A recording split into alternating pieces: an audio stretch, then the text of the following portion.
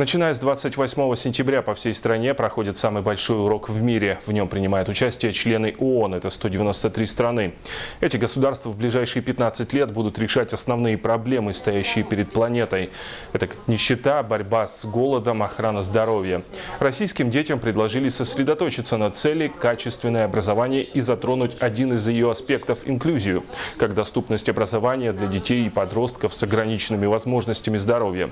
Сегодня такой урок прошел в Республиканской специальной общеобразовательной школе-интернате города Якутска. Педагоги ознакомили их с историями ребят с синдромом Дауна, аутизмом, ДЦП и другими особенностями развития. Поговорили о важности принятия своих сверстников такими, какие они есть, независимо от физических или интеллектуальных особенностей. Вот такие уроки очень нужны для наших детей и вообще для всех детей. Потому что наши дети – это наше будущее поколение, которое будет уже развивать данную нашу республику, нашу страну, нашу планету.